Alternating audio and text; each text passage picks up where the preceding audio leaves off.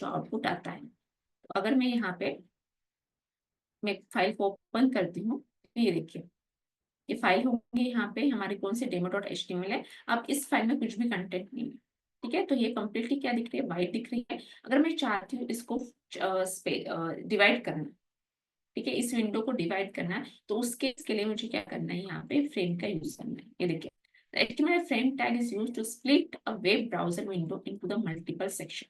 मतलब हम हमारे ब्राउजर को मल्टीपल सेक्शन में क्या कर सकते हैं, स्प्लिट कर सकते हैं। With each section able to load the content independently.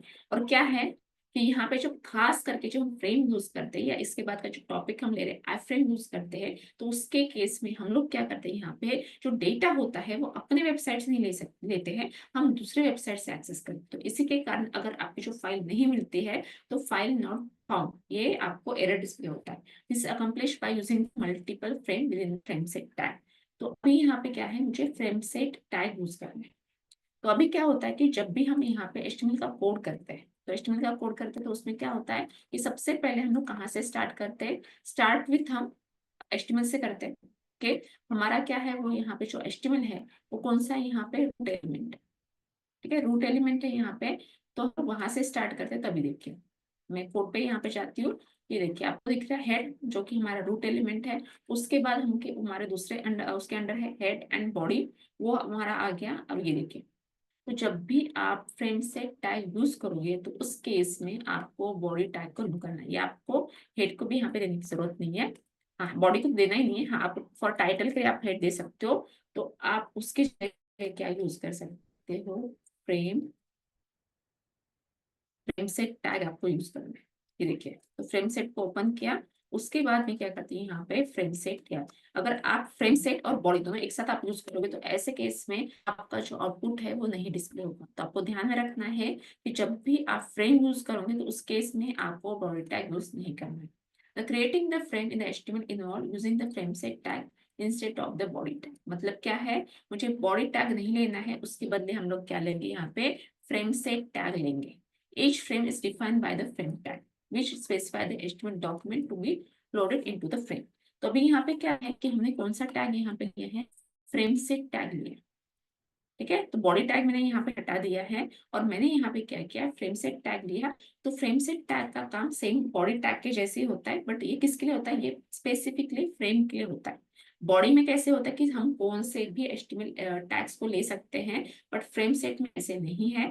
Frame set में सिर्फ फ्रेम ही के लिए हम ले सकते हैं यहाँ पे स्पेसिफिक। तो ये है। तो अभी यहाँ पे जो फ्रेम सेट है, तो मैंने क्या बोला, यहाँ पे आपको फ्रेम क्या करता है, यहाँ पे ब्राउजर विंडो को डिवाइड करने का काम करता है, ठीक है।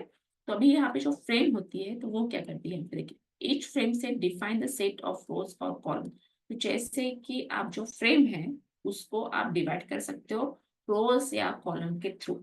If you define the frame by using the row then horizontal frame are created. अगर आपको लगता है आपको जो ब्राउजर विंडो, मतलब जो आपको यहाँ पे दिख रहा है, जो व्हाइट पोर्शन यहाँ पे दिख रहा है, तो इस विंडो को मतलब एक ही दिख रही है अभी, अगर आप चाहते हैं उसको दो पार्ट में डिवाइड करना है तो आप उसको डिवाइड कर सकते हो, ठीक है। तो उसके लिए अगर आपको हॉरिजॉन्टली क्रिएट करना है तो उसके लिए आपको क्या करना है, रो क्रिएट करना है, रो देना है, ठीक है। तो अगर मैं करती हूँ फ्रेम सेट, तो यहाँ पे देती हूँ क्या, रोज।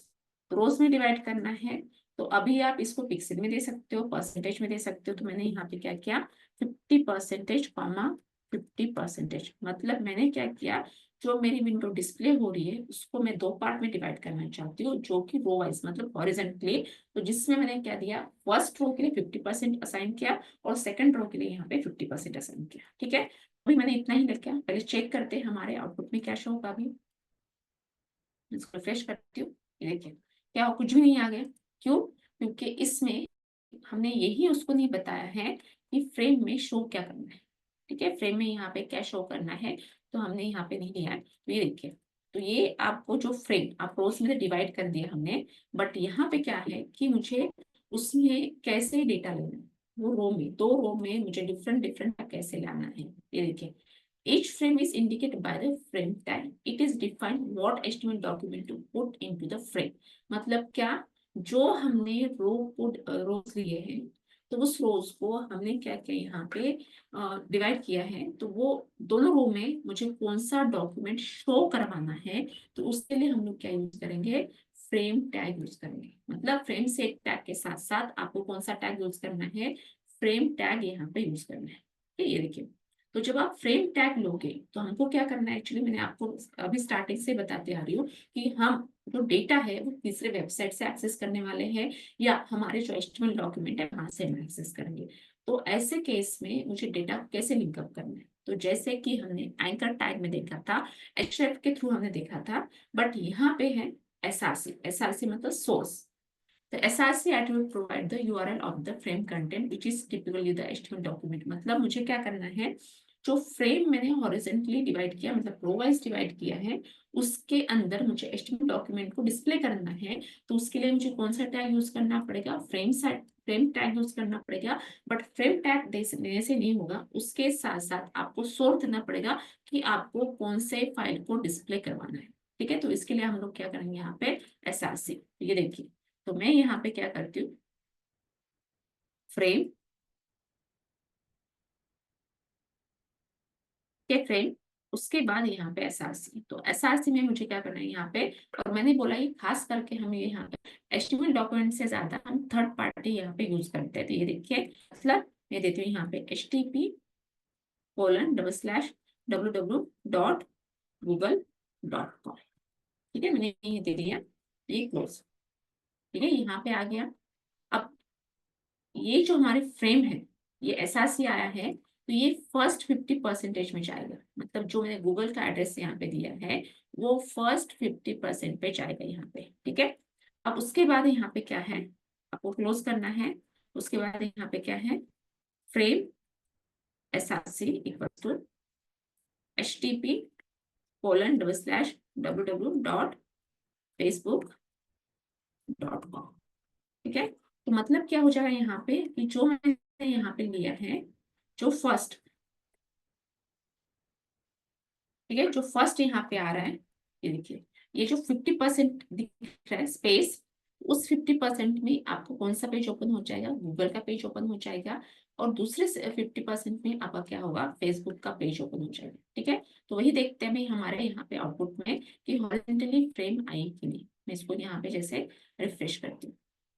ठीक है, अब यहाँ पे क्या है, प्रॉब्लम क्या होता है यहाँ पे, जब हम फ्रेम यूज करते हैं तो ऐसे केस में ये जो सिक्योर साइट होती है वो क्या करती है, कनेक्ट करने के लिए रिफ्यूज कर देती है। तो इसलिए यहाँ पे क्या दिखा रहा है, www.google.com रिफ्यूज टू कनेक्ट, और सेम इसके साथ facebook रिफ्यूज टू कनेक्ट यहाँ पे आता है, खास करके फ्रेम के साथ। क्योंकि जो फ्रेम है, मैंने वह भी बोला यहाँ पे कि हम काफी रेयर केस में यूज करते हैं, सिर्फ हमको पता होना चाहिए। तो इसलिए मैं यहाँ पे आपको फ्रेम पढ़ा रही हूँ, नहीं तो इस पे फोकस नहीं करना है।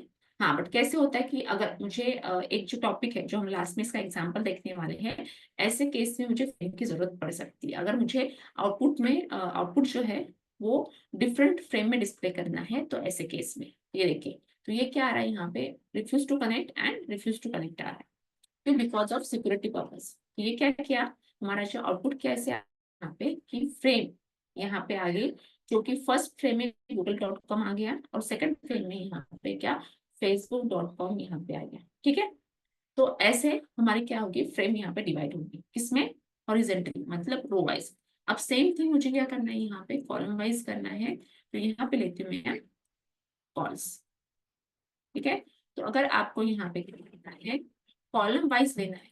ठीक है, कॉलम वाइज लेना है, तो ऐसे केस में आपको क्या देना है, कॉल्स देना है। तो ये देखिए, ठीक है, तो अभी तो मैंने यहाँ पे क्या किया है, जो मेरे फाइल्स है, मतलब जो मेरे थर्ड पार्टी में दूसरे जो मेरे वेबसाइट का पार्ट है उसको हम एक्सेस करें, बट अगर मुझे एचटीएमएल को एक्सेस करना है तो ये देखिए, तो अगर मुझे यहाँ पे वो फाइल को नहीं, मुझे एचटीएमएल फाइल को एक्सेस करना है, तो ऐसे केस में हम लोग क्या करेंगे, ये देखिए, जो मेरे पास है यहाँ पे हमारी जो फाइल है डेमो है, इसके साथ मेन है। ठीक है, और जैसे कि यहाँ पे स्पा एंड सैलून में जो वेबसाइट है, तो इसमें से हम लोग लेते हैं, जैसे कि मैं यहाँ पे जो इंडेक्स है उसको मैं यहाँ पे बाहर कॉपी करती हूँ। तो अगर मुझे इस फाइल से कनेक्ट करना है, तो ये देखिए index.html, और क्या आ जाएगी हमारे यहाँ पे main.html आ जाएगी। तो इसको हम कैसे कनेक्ट करेंगे यहाँ पे, और इसका लोकेशन क्या है, सेम है।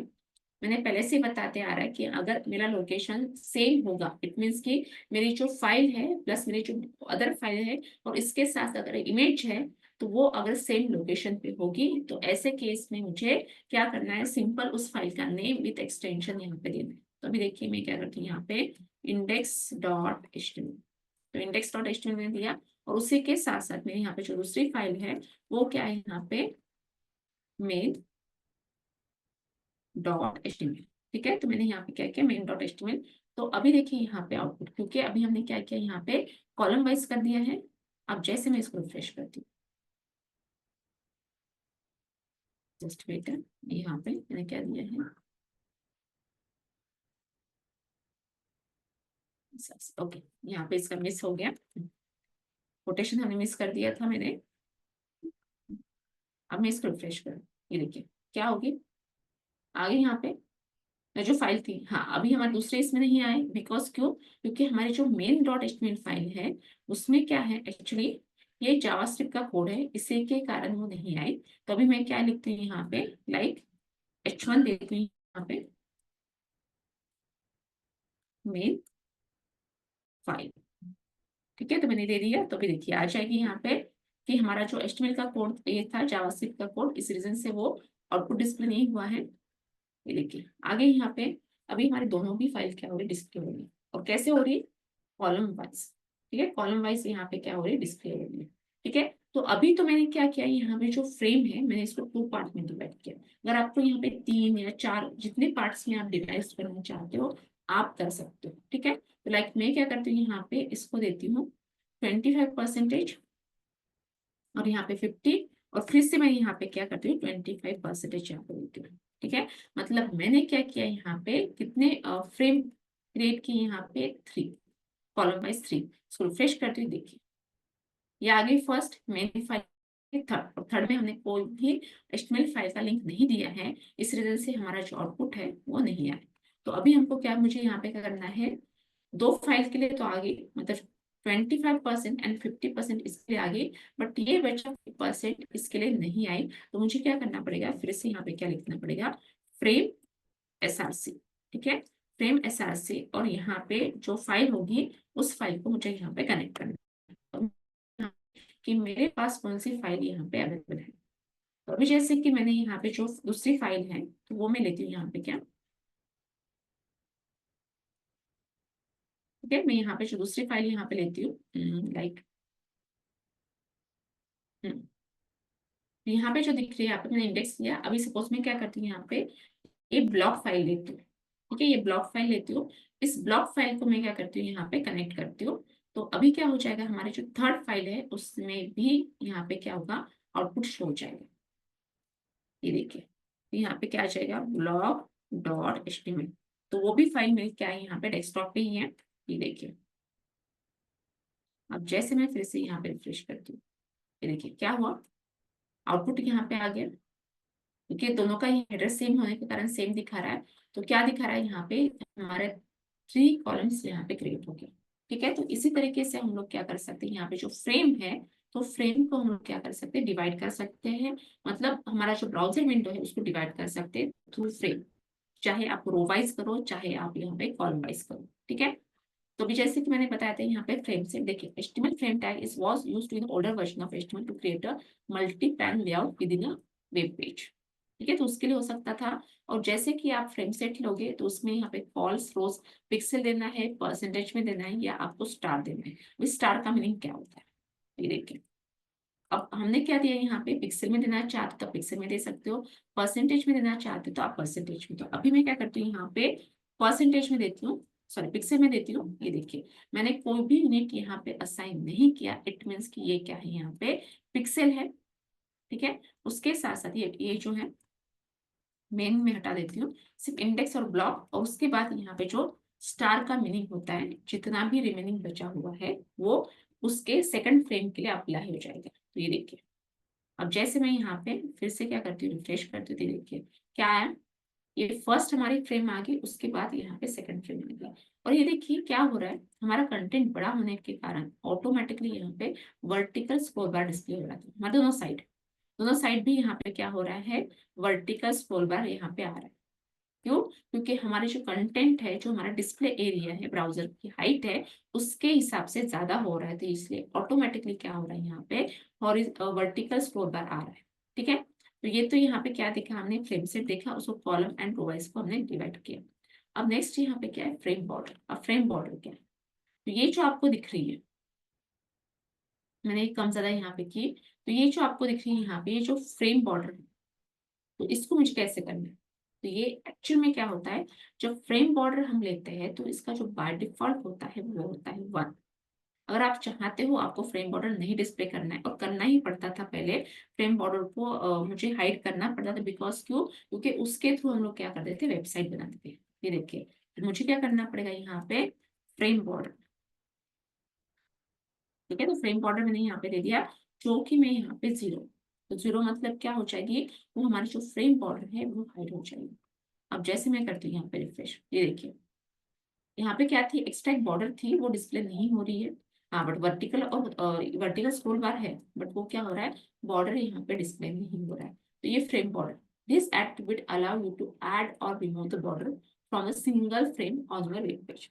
Use the value yes or 1 to enable the border and no or 0 disable the border.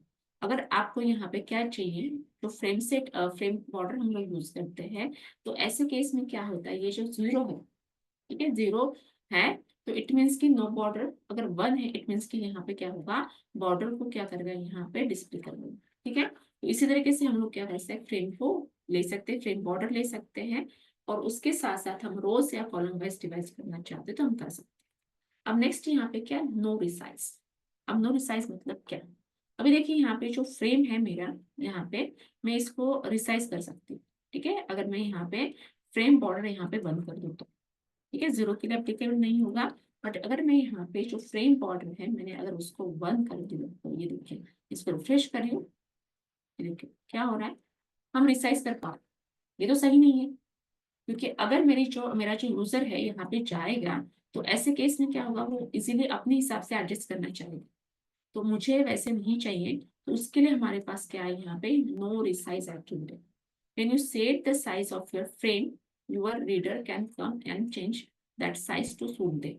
ठीक है, इट मीन्स कि अगर मैंने नो रिसाइज एट्रीब्यूट नहीं अप्लाई किया, तो ऐसे केस में क्या होगी, जो मेरे विजिटर्स होंगे मेरे वेबसाइट पे आ जाएंगे, और अपने अकॉर्डिंग क्या होगी, वेबसाइट को चेंज करेंगे। इट मीन्स कि फ्रेम को, unless you use the no resize attribute, this allow you to keep control of the layout of your page. अब हम लोग क्या करेंगे, यहाँ पे नो रिसाइज एट्रीब्यूट यहाँ पे यूज करेंगे। No resize equals to no resize, मुझे कहाँ पे यूज करना है, ये यूज करना है फ्रेम पे। ये देखिए, नो रिसाइज में यहाँ पे दे रही हूँ, इक्वल्स टू यहाँ पे क्या आ जाएगा, नो रिसाइज। ठीक है, तो इससे क्या होगा, कि जो मेरा फ्रेम है यहाँ पे जो रिसाइज हो रहा था, वो रिसाइज नहीं होगा। जैसे मैं यहाँ पे फिर से करते रिफ्रेश, यहाँ पे ये देखिए, मैं रिसाइज करना चाहती हूँ, ये देखिए मैं माउस भी काफी सारा ये कर रही हूँ, बट वो रिसाइज नहीं हो रहा है। वाई, क्योंकि मैंने यहाँ पे एट्रीब्यूट अप्लाई किया, no resize equals to no resize. ठीक है, ये हो गया एट्रीब्यूट। अब नेक्स्ट यहाँ पे क्या है, स्क्रोलिंग। तो अभी देखिए यहाँ पे जब मैंने यहाँ पे फ्रेम बॉर्डर 0 किया था, बट ये स्क्रोलिंग के कारण हमको पता चल रहा था कि ये डिफरेंट डिफरेंट फ्रेम है। ये देखिए, फिर से क्या करती हूँ, यहाँ पे जो फ्रेम बॉर्डर है इसको मैं 0 कर देती हूँ। ठीक है, मैंने क्या किया, यहाँ पे 0 कर दिया है। बट अभी क्या हो रहा है कि हमारे जो कंटेंट है, वो फ्रेम बॉर्डर तो शो नहीं हो रही है, बट क्या हो रहा है, स्क्रोलिंग हो रहा है। तो स्क्रोलिंग हो रहा है, तो ऐसे में मुझे स्क्रोलिंग नहीं चाहिए, तो उसके लिए क्या यूज करेंगे, this active dedicate the behaviour of the scroll bar on your frame. If the frame is larger than the browser window, the scroll bar will appear. If you never want to scroll bar to appear, put scrolling equals to no. अगर मुझे यहाँ पे क्या चाहिए, scroll bar नहीं चाहिए, तो ऐसे में क्या करती हूँ, यहाँ पे क्या लिखती हूँ, स्क्रोलिंग इक्वल्स टू नो। ठीक है, तो ये क्या हो जाएगा, यहाँ पे तो मेरी स्क्रोलिंग है, वो स्क्रोलिंग ऑप्शन नहीं आएगा। ये देखिए, अभी क्या दिखेगा यहाँ पे, जब मैं यहाँ पे स्क्रोलिंग नो करती हूँ, तो अब जैसे मैं इसको रिफ्रेश करूँ, क्या हुआ, पूरे हमारे दोनों जो डिफरेंट डिफरेंट पेजेस थे वो अटैच थे। कैसे, कि बिकॉज ऑफ एक तो मैंने फ्रेम बॉर्डर को रिमूव कर दिया, उसके साथ साथ मैंने क्या किया, जो स्क्रोलिंग थी उसको भी मैंने क्या किया, यहाँ पे नो कर दिया। ठीक है, तो इसके कारण यहाँ पे क्या है, हमारी जो वेबसाइट में जो आउटपुट यहाँ पे आया, वो कैसे आया, एक साथ अटैच यहाँ पे आया। ठीक है, तो ये था क्या, यहाँ पे ये स्क्रोलिंग जो हमने इसको रिमूव कर दिया। अब कॉल स्पैन रो स्पैन हमने देखा, तो कॉलम हम किस तरीके से ले सकते हैं, रो स्पैन हमने किस तरीके से ले सकते हैं, तो वो भी हमने यहाँ पे देखा। और इसके साथ साथ अभी हम लोग क्या देखते हैं यहाँ पे, नेस्टेड फ्रेम। अब नेस्टेड फ्रेम मतलब क्या, कि एक रोज के अंदर या एक कॉलम्स के अंदर मुझे एक से ज्यादा कॉलम्स चाहिए, रोज चाहिए, तो उसको हम लोग क्या कहते हैं, नेस्टेड फ्रेम कहते हैं। ठीक है, तो अभी जैसे कि हमारा यहाँ पे आउटपुट क्या दिख रहा है, यहाँ पे कॉलम वाइज, मतलब कॉलम वाइज यहाँ पे शो हो रहा है। तो वैसे मैं क्या करती हूँ, यहाँ पे नेस्टेड फ्रेम यूज करती हूँ। ये तो ये जो 200 है मुझे एज इट इज रखना है, और ये जो स्टार दिख रहा है मुझे इसमें क्या करना है, नेस्टेड फ्रेम क्रिएट करनी है। तो ये देखिए, मुझे नेस्टेड फ्रेम क्रिएट करनी है, तो ऐसे में मुझे क्या करना है, यहाँ पे फ्रेम सेट टैग। ठीक है, फ्रेम सेट टैग यूज करना पड़ेगा। अब जो फ्रेम सेट टैग है, तो मैं यहाँ पे क्या देती हूँ, रोज। तो मैं टू यहाँ पे रोज क्रिएट करती हूँ, रोज में डिवाइड करती हूँ।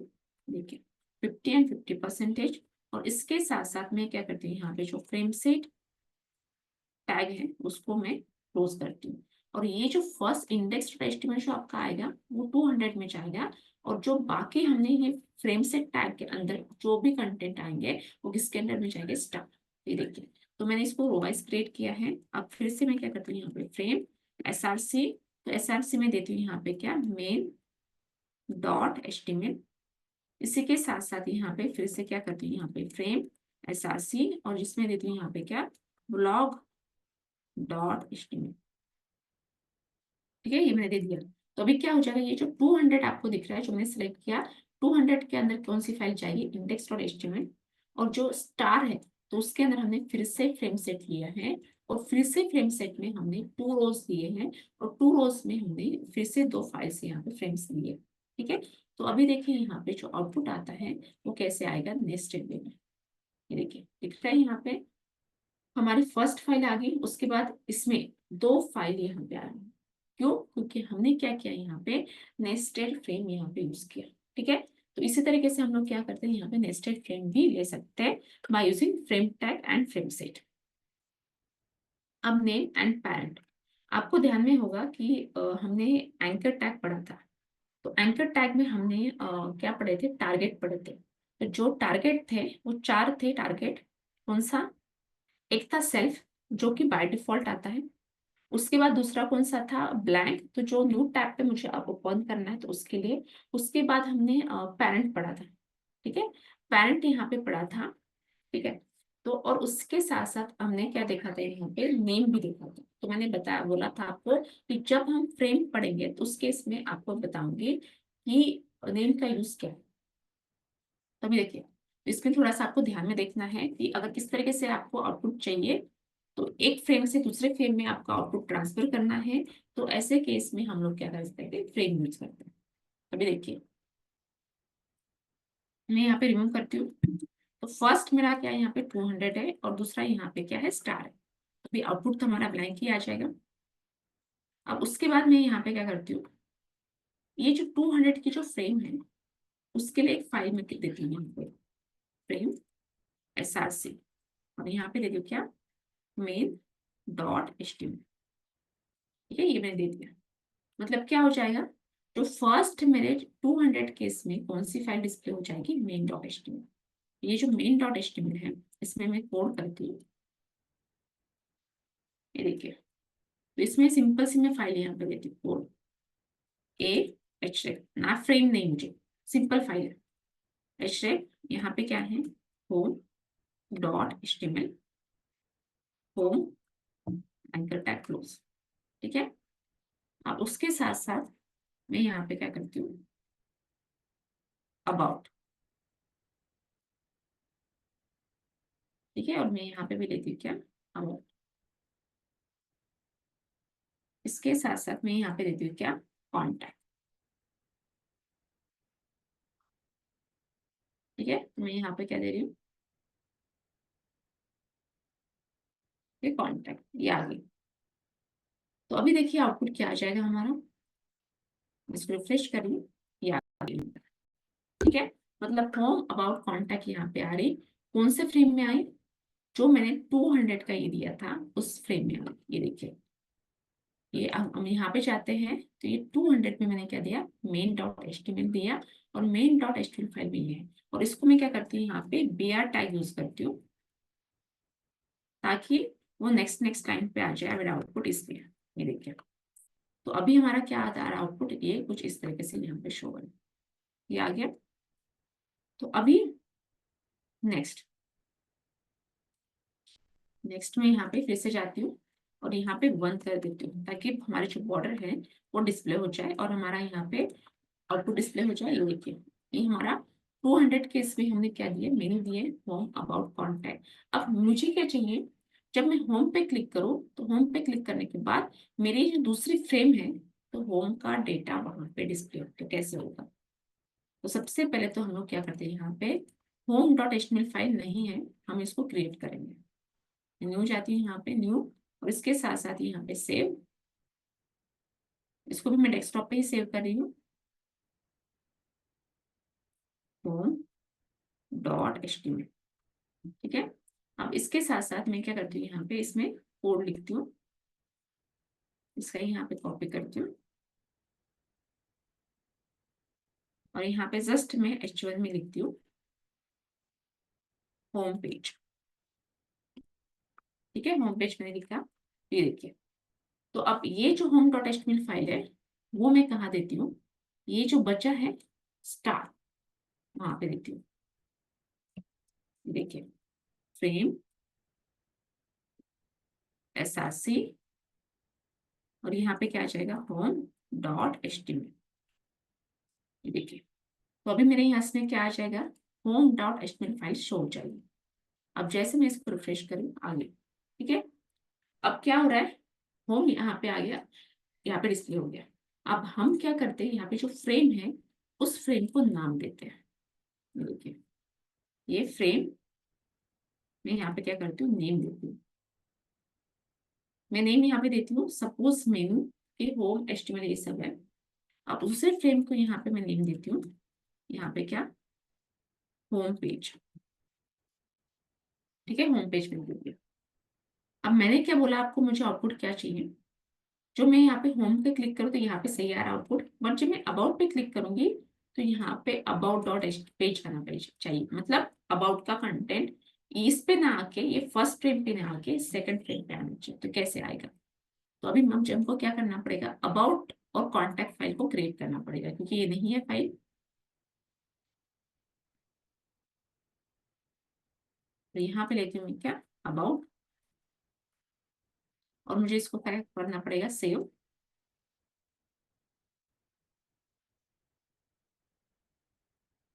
Dot HTML. ठीक है, उसी के साथ साथ मुझे क्या करना है, यहाँ पे फिर से एक न्यू फाइल क्रिएट करनी है जो कि कॉन्टैक्ट है,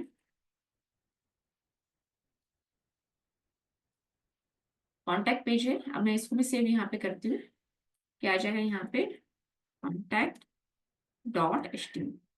ठीक है, तो अभी यहाँ पे क्या है, जितने भी फाइल्स थे वो सारी फाइल्स मैंने यहाँ पे क्रिएट कर दिया। अब जैसे मैं यहाँ पे क्या करती हूँ, रिफ्रेश करती हूँ, ये देखिए होम पे क्लिक करती हूँ तो यहाँ पे आ गया, अबाउट पे क्लिक करते हो तो फिर भी वो इस पे आ गया। कॉन्टैक्ट मतलब क्या है, इसका जो ये है टारगेट है वो क्या है, सेल्फ है। मतलब क्या, कि यहाँ पे क्या आ गए, सेल्फ पे आ गए। ठीक है, सेल्फ यहाँ पे शो हो रहा है। तो अभी मुझे वैसे नहीं चाहिए, ये मैं इस पे अबाउट पे क्लिक करूँ तो ये अबाउट पेज है, वो होम पेज को रिप्लेस करके आना चाहिए। तो ये कैसे आएगा, तो ये आएगा जब हमने एंकर टैग में पढ़ा था क्या, नेम, नेम पढ़ा था, और उसके साथ साथ हमने क्या पढ़ा था, यहाँ पे टारगेट पढ़ा था ब्लैक, सॉरी टारगेट पढ़ा था कौन सा, पेरेंट हमने देखा था, बट मैंने बोला कि मैं आपको बाद में यहाँ पे एक्सप्लेन करूंगी। ठीक है, तो ये देखिए, तो अब मुझे क्या करना है यहाँ पे, तो हम चलते हैं यहाँ पे फाइल पे, नेम मेनू, ये होम पेज। ठीक है, तो अभी बाकी इसमें तो कुछ नहीं है, बट हमारा एंकर टैग कहाँ है, मेन में। तो मेन में है तो हम देते हैं यहाँ पे क्या, टारगेट, टारगेट यहाँ पे दे रही हूँ। अब टारगेट में क्या है, मुझे पैरेंट देना है। पैरेंट मतलब क्या है, आपकी पैरेंट विंडो कौन सी है जहां पे आप अपना आउटपुट डिस्प्ले करना चाहते हो, उसका नेम। तो मुझे आउटपुट कहाँ डिस्प्ले करना है, होम पेज एचटीएमएल जहाँ पे शो हो रही है वहां पे आउटपुट डिस्प्ले करना है। तो ये हम नेम लेंगे, ये देखिए, इस नेम को हम लोग जो यहाँ पे टारगेट में देते हैं, इट मीन्स कि ये जो टारगेट होता है वो होता है पेरेंट। तो जैसे ब्लैंक हम दिया, सेल्फ दिया, ये प्रीडिफाइन होते हैं, यहाँ पे ये पेरेंट का प्रीडिफाइन नहीं होता है। तो ऐसे केस में देखिए होम पेज, ठीक है, तो यहाँ पे टारगेट आ गया। सेम मुझे क्या करना है, यहाँ पे अबाउट में करना है, और उसी के साथ साथ हमने कॉन्टैक्ट में। तो अभी देखिए आउटपुट क्या आता है। मैं रिफ्रेश करती हूँ, होम पे क्लिक करूँ तो वो तो उस पे आ रहा है, अबाउट पे क्लिक करें क्या आ रहा है, अबाउट पे क्लिक करने के बाद अबाउट का डेटा उस पेज पे ना शो होके हमारे साइट वाले विंडो में शो हो रही है। ठीक है, सेम कॉन्टैक्ट का भी। क्यों? क्योंकि हमने इसको क्या बताया कि आपको कहाँ पे डिस्प्ले होना है, आपको डिस्प्ले करना है पेरेंट विंडो पे। तो पेरेंट विंडो हम लोग कैसे पता चलेगा, थ्रू नेम के साथ हम कनेक्ट करेंगे। तो ये देखिए टारगेट होम पेज। तो अगर मैं यहाँ पे जाती हूँ तो ये देखिए आपको दिख रही है यहाँ पे ये। तो ऐसे केस में आपको क्या करना है, फ्रेम यूज करनी पड़ सकती है, क्योंकि हम क्या करते हैं यहाँ पे पेरेंट टारगेट यूज करते हैं। मतलब क्या, हम क्लिक कहीं और कर रहे हैं बट उसका जो डेटा है वो कोई दूसरे विंडो पे शो कर रहा है। ये तो एक बार फिर से एक्सप्लेन करते हैं यहाँ पे। तो ये डेमो.html फाइल है जिसमें हमने कॉल्स लिया है 200, और 200 में है main.html, और उसके साथ साथ मैंने मेनू दिया है मेनू। उसके बाद जो दूसरा है home.html होम पेज। तो अभी क्या हो रहा है यहाँ पे, जो main.html है उसमें क्या शो हो रहा है, होम पेज में home, about and contact show हो रहा है। तो ये इसका जो डेटा है मुझे क्या करना है, साइट वाले विंडो पे शो करना है। तो उसके लिए मुझे क्या करना है, उस साइड वाले विंडो की जो फ्रेम है उसका नेम मुझे इंपॉर्टेंट है। उसके नेम को मैं क्या करूंगी, एज ए टारगेट कॉल करूंगी। मतलब क्या है ये, पेरेंट विंडो कॉल करूंगी तो हमारा डेटा शो हो जाएगा। ठीक है, तो इसी तरीके से हम लोग क्या कर सकते हैं, यहाँ पे पेरेंट यूज करते हैं। मतलब हमारा जो एंकर टैग में हम लोग क्या देते हैं, टारगेट पेरेंट देते हैं। तो ये देखिए, तो ये इस तरीके से हम ले सकते हैं। ठीक है, तो ये कौन सा था यहाँ पे कि हमने पेरेंट टारगेट देखा। ये देखिए, load the page into the parent window which in case of the single frame set. ठीक है, तो अभी यहाँ पे क्या है कि जो हम लोग यहाँ पे क्या लेते हैं, जो पेरेंट विंडो है, ठीक है, पेरेंट विंडो है, तो उसका काम क्या है कि मुझे कहाँ पे डेटा को देख शो करना है, डिस्प्ले करना है। तो उसके लिए हम लोग क्या करते हैं, यहाँ पे पेरेंट विंडो लेते हैं। ठीक है, तो अभी कैसे इसमें असाइनमेंट्स हैं। तो असाइनमेंट में क्या करना है, आपको फ्रेम लेनी है, फ्रेम, एक मिनट है।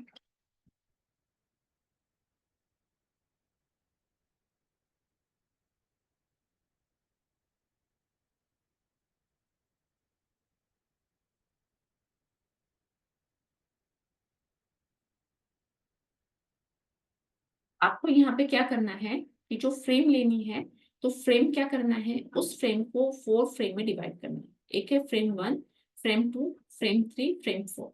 तो इसको आपको क्या करना है, डिवाइड करना है। तो ये आपका असाइनमेंट है आज का, जो कि फ्रेम की है। अब उसी के बाद नेक्स्ट असाइनमेंट है जो कि हमने नेस्टेड फ्रेम देखा था। तो जिसमें फर्स्ट रो वाइज है, जिसमें बैनर है। सेकंड फ्रेम में आप लेंगे क्या, कॉलम लोगे जिसमें एक नेविगेशन एंड कंटेंट है। तो ये जो है आपको असाइनमेंट करना है किसमें, फ्रेम। तो ये क्या होगा कि हम फ्रेम का यूज इसलिए करते हैं कि हमको दूसरे जो हमारे वेबसाइट है, तो वो वेबसाइट हमारे इसकी पार्ट नहीं है, फिर भी हम क्या करते हैं, उसको एक्सेस करना चाहते हैं। तो वो उसके लिए हम लोग क्या करते हैं, यहाँ पे फ्रेम यूज करते हैं। ठीक है, अब नेक्स्ट यहाँ पे क्या है, हमारा फ्रेम ही है, बट वो है आई फ्रेम।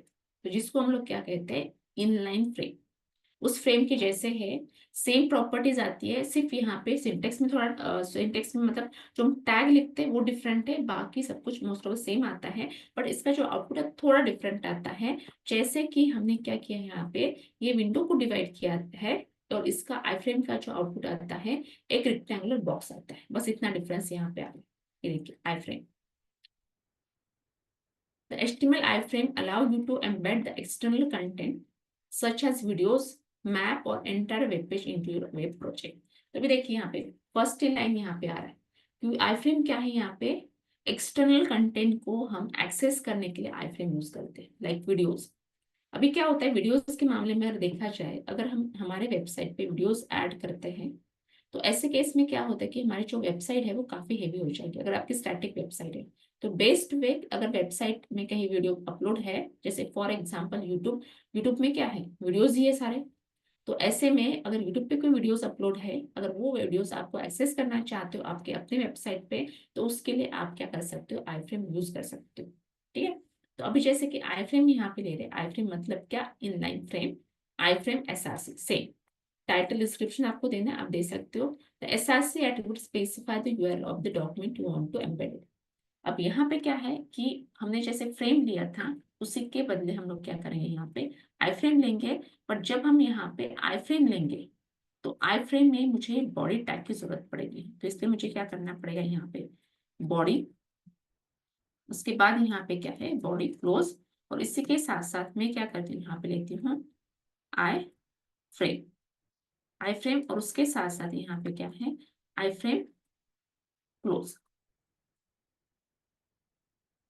ठीक है, तो ये यहाँ पे क्या हो जाएगी, क्लोज हो जाएगी, ये देखिए। अभी हम देखने चाहते हैं यहाँ पे इसका आउटपुट क्या आता है, क्योंकि मैंने कुछ भी कंटेंट नहीं ऐड किया, कुछ नहीं। ये देखिए क्या दिख रहा है, एक रेक्टेंगुलर बॉक्स दिख रहा है। अगर आपको दिख रहा होगा यहाँ पे, तो एक रेक्टेंगुलर बॉक्स दिख रहा है because of I frame tag. ठीक है, तो आई फ्रेम टैग है यहाँ पे, देखिए iframe SRC title description and SRC में क्या होगा, आपका जो सोर्स होगा वो आपको देना पड़ेगा।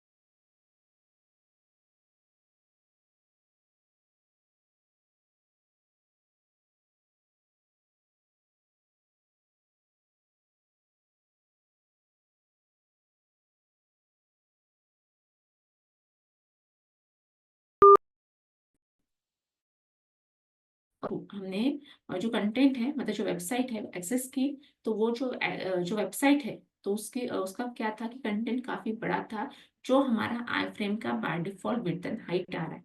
तो उसके लिए यहाँ पे ऑटोमेटिकली स्क्रॉल बार यहाँ पे आ गया, और इसके साथ साथ वर्टिकली स्क्रॉल बार भी यहाँ पे आ गया। ठीक है, कब क्यों आया, क्योंकि हमारा जो कंटेंट है वो जो हमारे फ्रेम की विड्थ एंड हाइट है उसके हिसाब से ज्यादा है, इसलिए। ये देखिए, iframe. The iframe tag is not somehow related to the frame set tag. Instead, it can be upper anywhere in your document. iframe can be include the video, map और entire web pages for the other resources. तो iframe का main purpose ही वही है कि आपको जो video है कैसे एक्सेस करना है। इवन मैप, जैसे गूगल मैप पे जाते हैं हम लोग, गूगल मैप से भी मैं चाहती हूँ कि मेरे वेबसाइट पे मेरे कंपनी का एड्रेस शो हो, मतलब मैप शो हो, ताकि अगर मेरा विजिटर मेरे कंपनी में विजिट करना चाहता है तो उसको प्रॉपरली मैप दिखे। तो ये भी हम लोग कहाँ से एक्सेस करते हैं, एक्चुअली गूगल मैप से। एंटायर वेब पेजेस, अगर हो सकते हैं ऐसे कौन से वेब पेजेस हैं जो मेरे वेबसाइट पे नहीं है बट दूसरे वेबसाइट पे है, और वहां से मुझे एक्सेस करना है, तो उसके लिए हम लोग क्या करते हैं, आई फ्रेम टैग यूज करते हैं। ये देखिए, तो जब हम यहाँ पे आईफ्रेम टैग यूज करते हैं, उसमें यहाँ पे टू टाइप्स ऑफ यूआरएल हम दे सकते हैं। एक होता है एब्सोल्यूट यूआरएल, और सेकंड होता है यहाँ पे क्या, रिलेटिव यूआरएल। तो एब्सोल्यूट यूआरएल मतलब क्या है, आपको पता है, और जैसे कि हमने एंकर टैग में भी पढ़ा है एब्सोल्यूट यूआरएल, और वहाँ पे एब्सोल्यूट पाथ और रिलेटिव पाथ। एब्सोल्यूट पाथ मतलब क्या होता है कि कहीं हमको थर्ड पार्टी से वीडियो इसको एक्सेस करना है। जैसे मैं देती हूँ यहाँ पे http://www डॉट, सपोज मैंने यहाँ पे क्या दिया, गूगल। अब मुझे क्या करना है यहाँ पे, डॉट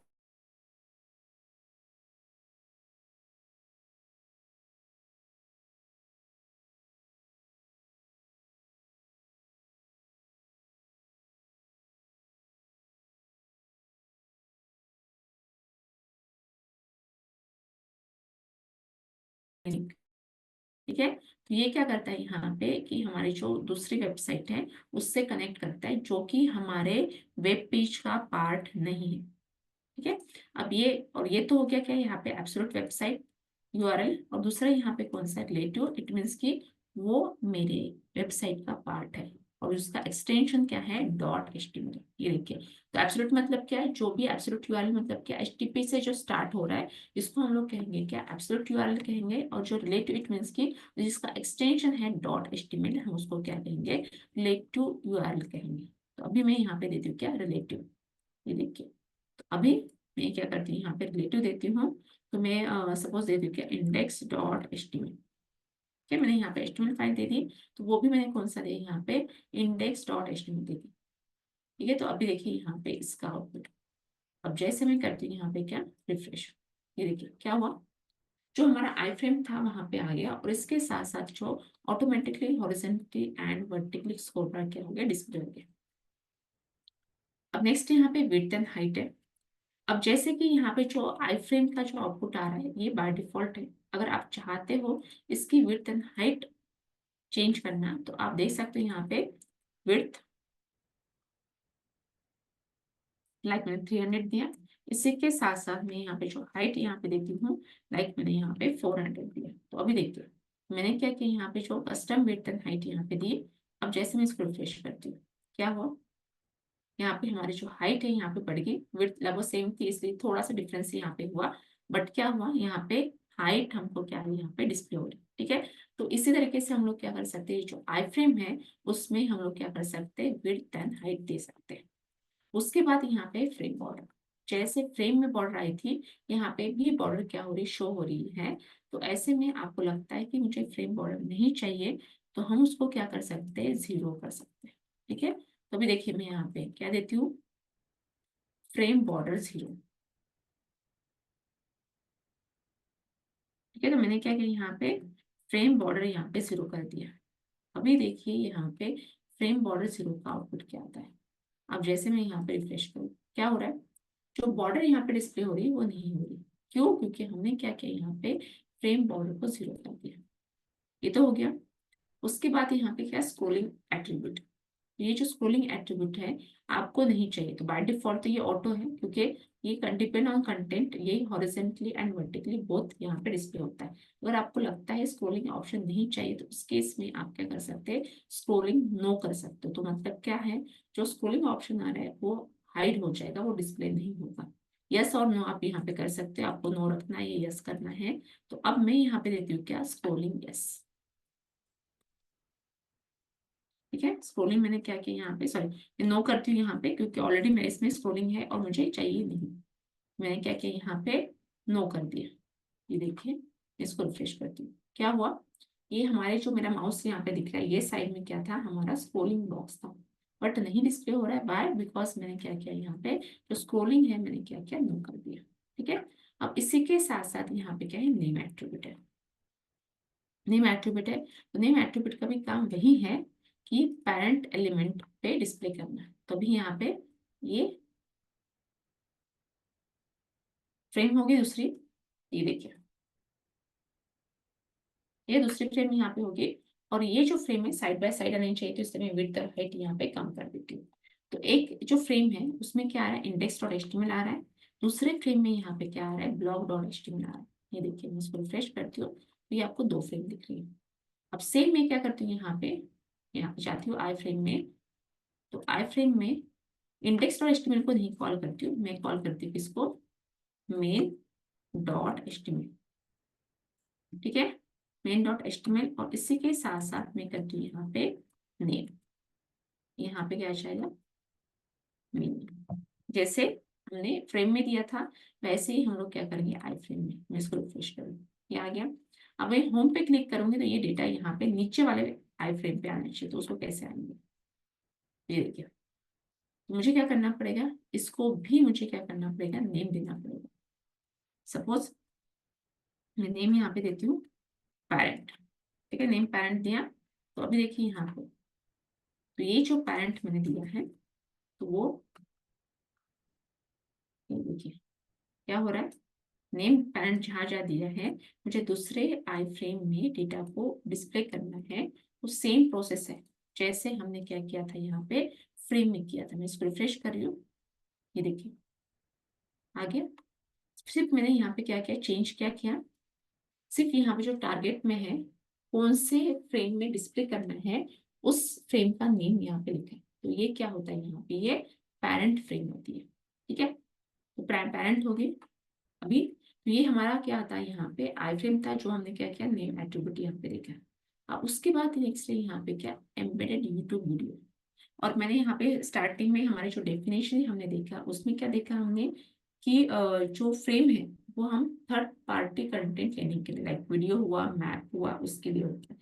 क्योंकि क्या होता है कि अगर मैं मेरे वेबसाइट पे अगर 10 भी वीडियो डालती हूँ, अगर मेरी वेबसाइट स्टैटिक है, तो ऐसे केस में अगर इंटरनेट कनेक्शन स्लो है या इंटरनेट कनेक्शन सही भी है, तो लोड हमें काफी टाइम लगा, क्योंकि बिकॉज ऑफ वीडियो।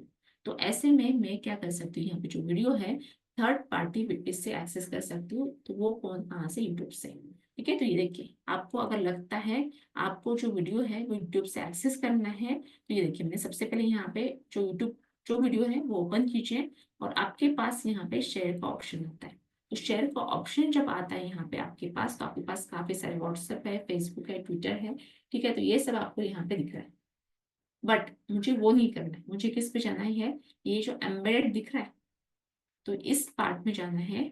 तो एम्बेडेड में आप जैसे जाओगे, तो यहाँ पे आपको क्या दिखेगा, आई फ्रेम का कोड दिखेगा। ये देखिए, आपको दिख रहा है यहाँ पे आई फ्रेम का कोड यहाँ पे। तो इस कोड को आपको कॉपी करना है और आपके वेब पेज पे पेस्ट करना है। तो क्या हो जाएगा, यूट्यूब का वीडियो आपके वेबसाइट के साथ कनेक्ट हो जाएगा। क्यों, क्योंकि मैंने यूट्यूब का ही कोड यूज किया है, जो कि है आई फ्रेम। ठीक है, अब जैसे मैं यहाँ पे फिर से यहाँ पे करती हूँ, रिफ्रेश करती हूँ, तो देखिए क्या होता है आउटपुट। ये देखिए आ गया यहाँ पे। ठीक है, तो यहाँ पे मैं BR टैग दे देती हूँ, या मैं इसको रिमूव कर देती हूँ। ओके, मैंने यहाँ पे main.html में दिया है, हम डेमो में देंगे। देखिए, तो ये डेमो यहाँ पे आया है। तो अभी देखिए, अभी प्रॉपर आ गया। इसको रिफ्रेश करती हूँ। ये देखिए क्या दिख रहा है आपको, प्रॉपर ये दिख रहा है, मतलब जितना आपका वेब पेज है उतना यहाँ पे आपको दिख रहा है। ठीक है, अगर आपको लगता है इसकी विड्थ एंड हाइट आपको कम करनी है, तो आपके पास यहाँ पे ऑप्शंस है। तो मैं यहाँ पे लिख देती हूँ क्या, 200 हाइट, सॉरी विड्थ, और 200 यहाँ पे क्या दे रही हूँ, यहाँ पे हाइट दे रही हूँ। इसको सेव करती हूँ। तो अभी देखिए यहाँ पे क्या है, 200 विड्थ एंड हाइट के साथ है। ये देखिए आगे यहाँ पे। तो इट मीन्स कि आप जो यूट्यूब के वीडियो हैं उसको आप एक्सेस कर सकते हैं बाय यूजिंग आई फ्रेम। ठीक है, तो ये क्या होता है कि हमारा काम वही है, वीडियो, मैप या कोई अदर कंटेंट को मुझे एक्सेस करना है कोई थर्ड वेबसाइट से, तो ऐसे केस में हम लोग क्या करते हैं, आई फ्रेम टैग का यूज करते हैं। तो ये हमने क्या यूट्यूब की वीडियो लिया। उसके बाद मुझे क्या करना है, गूगल मैप। तो ये जो गूगल मैप होता है, तो हम लोग क्या करते हैं, उसको ऐड करना चाहते हैं। तो गूगल मैप में कैसे होता है कि यहाँ पे ये हम क्यों ऐड करते हैं। अभी क्या होता है कि हमारी जो कंपनी की वेबसाइट है, अगर चाहता है कोई हमारा क्लाइंट विजिट करना चाहते हैं हमारे वेबसाइट ऑफिस में, तो उसको मैप पता होना चाहिए। तो अगर मैंने वेबसाइट पे मुझे मैप डालना है, तो उसके लिए हम लोग क्या करेंगे, आई फ्रेम का यूज करना पड़ता है। जैसे कि यहाँ पे CNC स्केचक्राफ्ट है, इसका मुझे एड्रेस चाहिए, मतलब मैप चाहिए। तो मैं क्या करती हूँ, यहाँ पे मैंने इसको सिलेक्ट किया गूगल पे। तो मैं अपने किसके लिए डाल रही हूँ, विजिटर के लिए डाल रही हूँ, मेरे वेबसाइट पे डाल रही हूँ। तो मैंने क्या किया, गूगल मैप पे गई, जो मेरे कंपनी का नेम होगा या जो भी ये होगा, तो मैं एड्रेस यहाँ पे डाल दूंगी, कंटेंट। और यहाँ पे क्या होगा, एड्रेस ये आ गया। ठीक है, एड्रेस यहाँ पे शो हो गया। तो अभी मुझे क्या करना है, यहाँ पे इसका कोड लेना है। तो कोड कहाँ से लेना है इस एड्रेस का, आपको जाना है, ये 3 लाइन्स आपको दिख रही है, 3 लाइन्स पे आपको जाना है। 3 लाइन्स पे जाने के बाद आपको क्या दिख रहा है यहाँ पे, ये आपको दिख रहा है यहाँ पे एडिट मैप। सर यहाँ पे ये देखिए शेयर और एम्बेड मैप यहाँ पे आपको दिख रहा है, आपको इस पे क्लिक करना है। तो क्लिक करने के बाद क्या है, यहाँ पे ये देखिए सेंड लिंक का ऑप्शन आता है, आपको सेंड करना है। नहीं तो यहाँ पे एम्बेड का मैप यहाँ पे आता है, तो उस पर आपको क्लिक करना है। तो आपका जो मैप का साइज आपको स्मॉल रखना है, तो ये देखिए स्मॉल साइज आ गया। उसके बाद मीडियम रखना है, तो मीडियम आ गया। उसके बाद लार्ज साइज है, तो यहाँ पे लार्ज आ गया। इसी के साथ साथ कस्टम साइज है, मतलब आप अपने अकॉर्डिंग कस्टम साइज। अभी क्या होगा कि अगर मैं स्मॉल भी सिलेक्ट करती हूँ, तो मुझे यहाँ पे ये कोड मिल रहा है, ये जो आपको दिख रहा है, ये मैंने सेलेक्ट किया वो कोड है। तो मैं करती हूँ कॉपी पेस्ट। तो इससे क्या होगा कि मेरा जो ये है एड्रेस है, मेरे वेबसाइट पे शो हो जाएगा, मतलब मैप शो हो जाएगा। तो कोई भी मेरा विजिटर है, मेरे वेबसाइट पे विजिट करता है, अगर वो मेरे ऑफिस में विजिट करना चाहता है तो वेबसाइट के मैप के थ्रू वो मेरे ऑफिस तक पहुंच सकता है। इसीलिए हम लोग क्या करते हैं, यहाँ पे मैप यहाँ पे ऐड करते हैं। और जो उसका भी कोड होता है कहाँ से स्टार्ट होता है, आई फ्रेम से। ये देखिए, अब जैसे मैं यहाँ पे इसको रिफ्रेश करती हूँ, ये देखिए क्या हुआ, मैप यहाँ पे आ गया। तो आपको जूम करना है, जूम इन जूम आउट करना है, तो ये सब आप क्या कर सकते हैं, यहाँ पे कर सकते हो बाय यूजिंग आई फ्रेम। ठीक है, तो बाय यूजिंग यहाँ पे क्या है, आई फ्रेम आप क्या कर सकते हो, यूज कर सकते हो। ठीक है, तो ये हो गया, क्या हमने मैप लिया। अब इसके साथ साथ अभी मुझे क्या है यहाँ पे, फेसबुक लाइक बटन। तो क्या होता है, किसी किसी के वेबसाइट पे हम जाते हैं तो क्या होता है, उसमें फेसबुक का पेज डिस्प्ले होता है, तो उसमें लाइक शेयर ये ऑप्शन भी डिस्प्ले होते हैं। ठीक है, तो वो मुझे कैसे लाना है, तो आपको क्या करना है, जस्ट जाना है गूगल पे, आपको सर्च करना है डेवलप फेसबुक डेवलपर प्लगइन। ये देखिए, तो ऐसे में क्या होता है कि वो आता है पेज प्लगइन, आपको दिख रहा है, लाइक बटन है, पेज प्लगइन है। ये देखिए, लाइक बटन का कोड आपको चाहिए तो आप लाइक बटन पे क्लिक करते हैं। ठीक है, तो जैसे यहाँ पे आप जाते हैं आगे, तो यहाँ पे आपको कोड मिल जाएगा, ये देखिए गेट कोड। और यहाँ पे आपको क्या करना है, आपका फेसबुक का पेज, पेज मैं अकाउंट की बात नहीं कर रही हूँ, पेज की बात कर रही हूँ। तो पेज भी आपको पता है, अगर कोई शेफ है या कोई आर्टिस्ट है, ठीक है, या कोई एक्ट्रेस है, तो उनका फेसबुक का अकाउंट तो रहता है, उसके साथ साथ उनका पेज होता है। ठीक है, तो पेज यहाँ पे होता है, तो उस पेज पे, अगर उस पेज को मुझे क्या करना है, मेरे वेबसाइट पे डिस्प्ले करना है, तो ऐसे केस में हम लोग क्या करते हैं, कौन क्या यूज करते हैं, फेसबुक डेवलपर प्लगइन हम यूज करते हैं।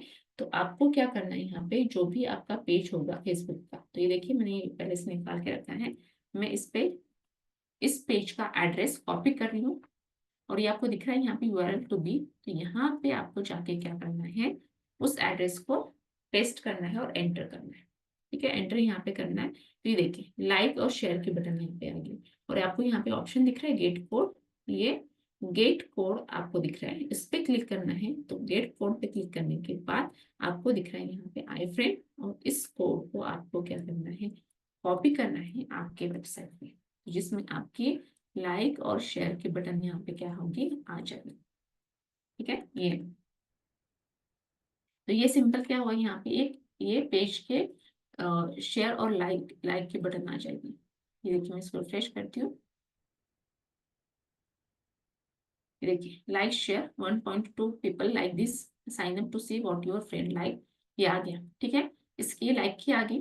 अब इसके साथ साथ मुझे क्या करना है, पेज प्लगइन, ये देखिए पेज प्लगइन है यहाँ पे। तो मुझे पूरा का पूरा पेज डिस्प्ले करना है मेरे वेबसाइट पे, सिर्फ क्या है, लाइक बटन या शेयर बटन नहीं। तो आपको क्या करना है, सेम आपको कॉपी करना है यही, और आपको क्या करना है, इस पे जाना है, ये फेसबुक पेज यूआरएल आपको दिख रहा है, यहाँ पे जाके आपको क्या करना है, पेस्ट करना है। यहाँ पे जो फेसबुक पेज है उसको ये करना है। ठीक है, और एंटर करना है यहाँ पे। तो ये देखिए क्या हुआ, नीचे में आपका पेज यहाँ पे डिस्प्ले हुआ, और उसके साथ साथ आपका कोड क्रिएट हुआ। तो आपको क्या करना है, यहाँ पे गेट कोड, गेट कोड पे जाते हो तो आप आई फ्रेम दिख रहा है, और आपको इस कोड को उठाना है, कॉपी करना है, और आपको क्या करना है, आपके वेब पेज में लेके जाना है। तो ये खास करके आई फ्रेम का काम नहीं है कि थर्ड पार्टी वेबसाइट से डेटा को एक्सेस करना है। तो उसके लिए हम लोग क्या करते हैं, यहाँ पे आई फ्रेम यूज करते हैं। इसको रिफ्रेश करिए, तो अभी देखिए यहाँ पे क्या होगा, हमारा जो फेसबुक पेज है वो हमारे वेब पेज पे डिस्प्ले हो गया। ठीक है, तो इसी तरीके से हम लोग क्या कर सकते हैं, यहाँ पे जो है आई फ्रेम का यूज कर सकते हैं। ठीक है, तो ये हमने देखा यहाँ पे फ्रेम, आई फ्रेम। तो आई फ्रेम का तो यूज आपका होता है क्योंकि आपको थर्ड पार्टी साइट से कोई भी डेटा आपको एक्सेस करना है, तो आपको अगर एम्बेडेड कोड मिलता है, इट मीन्स कि वो जो कोड होता है वो किसका होता है, यहाँ पे आई फ्रेम का कोड होता है। ठीक है, तो ये तो हमने देख लिया यहाँ पे कि हमारा फ्रेम क्या है, उसके बाद आई फ्रेम क्या है, ये हमने देखा। तो ये काफी छोटे छोटे ये थे टॉपिक थे जो हमने कंप्लीट किए। और सबसे लास्ट में यहाँ पे आज के सेशन में हमारा एचटीएमएल कंप्लीट होने वाला है, मतलब हो ही गया। यहाँ पे हम स्टार्ट करेंगे मंडे से सीएसएस। तो ये देखिए, एचटीएमएल ब्लॉक और इनलाइन। तो ये हम सिर्फ एक डिफ्रेंशिएट कर रहे हैं कि हमने जो टैग पढ़े तो कौन से टैग को हम ब्लॉक लेवल कहते हैं और किस कौन से टैग को हम लोग क्या कहते हैं यहाँ पे इनलाइन लेवल कहते हैं। ये देखिए, तो ये क्या होता है कि कभी कभी पूछा जाता है, खासकर जो फ्रेशर्स होते हैं, तो ऐसे में ब्लॉक लेवल एलिमेंट्स कौन से हैं और इनलाइन लेवल एलिमेंट्स कौन से हैं। ये देखिए, ब्लॉक लेवल मतलब क्या, कि जो ऑटोमेटिकली न्यू लाइन पे आ जाते हैं, जिसमें मुझे बी आर टैग देने की जरूरत नहीं होती है, तो वो block level like P H1 to H6 UL OL DL pre HR block codes and address. तो ये क्या करता है, यहाँ पे ये जो टैग है यहाँ पे क्या है, ये ब्लॉक लेवल है। They are all start their own new line. उसके बाद BIUEM स्ट्रॉन्ग सब सुपरस्क्रिप्ट, ये क्या है, इनलाइन लेवल है।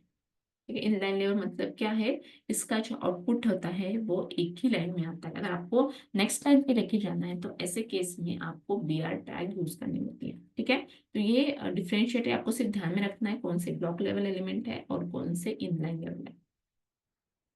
नेक्स्ट यहाँ पे ग्रुपिंग HTML एलिमेंट। अभी यहाँ पे क्या होता है, ग्रुपिंग मतलब जितने भी हमने टैग पढ़े, अगर उस टैग को हमको एक जगह ग्रुप करना है तो उसके लिए एक टैग है, कौन सा, डिव टैग, जिसको हम डिवीजन भी कहते हैं, क्योंकि उसको डिव टैग के अंदर हम सारे कंटेंट को क्या करते हैं, पेस्ट करते हैं। और इसके साथ साथ यहाँ पे स्पैन टैग है। ये देखिए, div tag can be used to create a web pages layout where we define a different part of the page using div tag.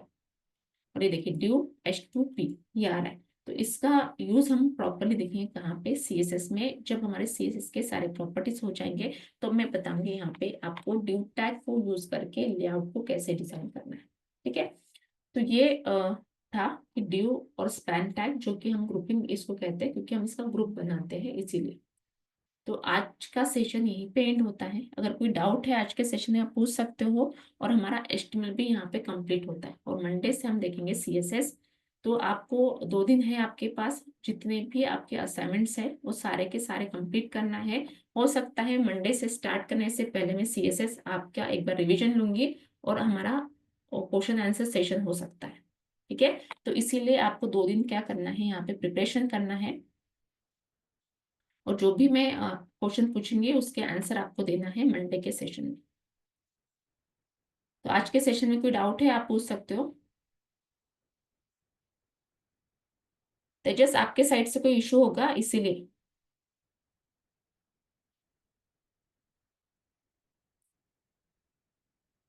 Okay, नहीं डाउट है, सभी को क्लियर हुआ आज का सेशन।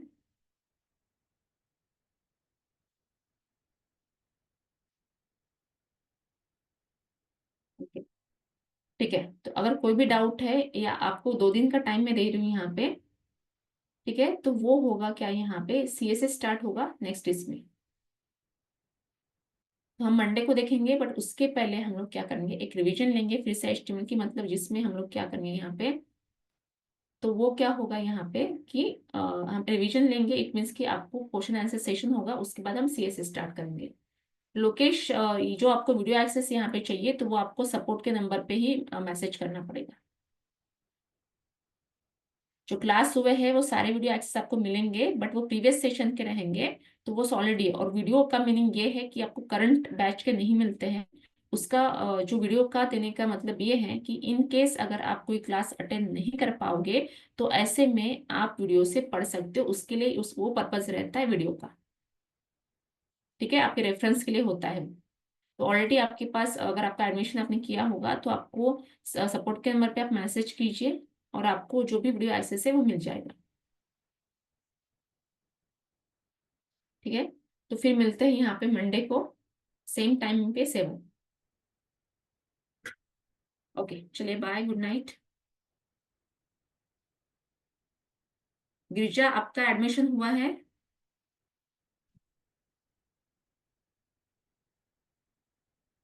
नहीं, तो फिर यहाँ पे जो अगर आपका एडमिशन नहीं है तो नोट्स नहीं है, क्योंकि जो इनका एडमिशन हुआ है उनको ही हम PDF और वीडियो एक्सेस सब प्रोवाइड करते हैं। ओके, बोलिए देवदत्त।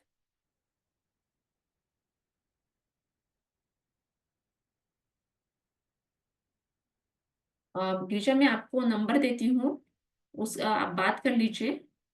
मैं यहाँ पे नंबर शेयर करती हूँ, 9175371081। ये नंबर है। तो आप वहाँ पे इंक्वायरी कर सकते हो, जो भी आपको डिटेल्स चाहिए तो कोर्स के बारे में आप इंक्वायरी कर सकते हो। तो देवदत्त, आपका एडमिशन हो चुका है?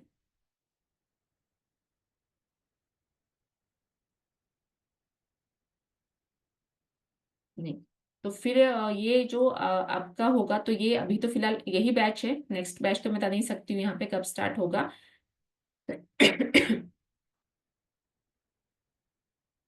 ठीक है, तो आपको जो भी डिटेल्स चाहिए तो मैंने नंबर यहाँ पे शेयर किया है एवरीवन के लिए, तो आप वहां से डिटेल्स आप ले सकते हो। ओके, चलिए गुड नाइट। हम लोग मिलते हैं भी यहाँ पे मंडे को। और जैसे कि हम बता दो यहाँ पे कि हमारा एक जो सेशन कंप्लीट हो जाएगा, मतलब एक टॉपिक कंप्लीट हो जाएगा, उसके बाद मैं एक दिन का गैप दूंगी यहाँ पे, बट अभी तो ये वीकेंड ही आ गया है इसीलिए। तो आपको क्या कर सकते हो, आप यहाँ पे सैटरडे संडे को पूरा स्टडी करके और जितने भी असाइनमेंट्स होंगे आपके मुझे मेल कर दीजिए। और जिनका न्यू एडमिशन होगा, जिन्होंने आज से ज्वाइन किया होगा, तो उनके लिए मैं ईमेल आईडी शेयर कर देती हूँ मेरा, कि कौन से ईमेल आईडी पे आपको असाइनमेंट सेंड करना है। शिल्पा निखारे 6@gmail.com, ये मेरा ईमेल आईडी है यहाँ पे।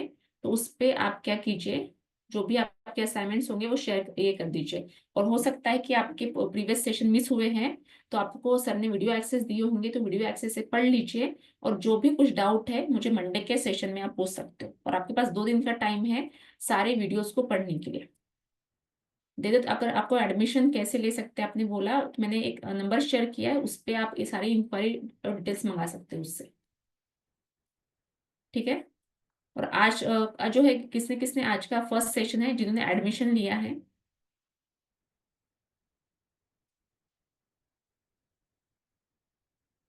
जिन्होंने एडमिशन लिया है, किसका फर्स्ट सेशन है आज?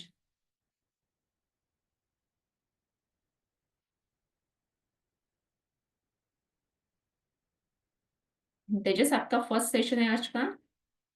लोकेश, आपका दोनों का एडमिशन हो चुका है ना? तेजस और लोकेश।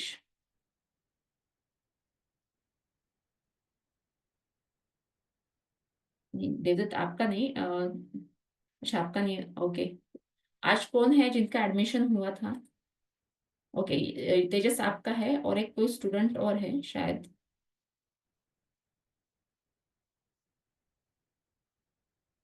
ओके। ओके, लोकेश आपको करवाना है, ओके। तो आप कर लीजिए। और जैसे कि अगर आपके कुछ आगे के सेशन मिस हुए, तेजस और लोकेश को बता रही हूँ यहाँ पे, तो जिनको एडमिशन करवाना है और आगे के सेशन मिस भी हुए होंगे, तो आपके पास वीडियो एक्सेस मिल जाएगा जैसे एडमिशन होते हैं। तो अगर कोई भी डाउट है तो हमको आप मुझे कभी भी पूछ सकते हो, तो आप मुझे पूछ सकते हो। और जैसे कि तेजस, आपका जो क्लास मिस हुआ होंगे पहले के, तो आप पूरा स्टडी करिए, सैटरडे संडे आपको 2 दिन टाइम है आपके पास। और आप क्या कर सकते हो, फिर मंडे को मुझे जो भी डाउट है आप पूछ सकते हो, तो उसको हम सॉल्व करेंगे। ओके, ठीक है। तो चलिए यहाँ पे गुड नाइट, बाय।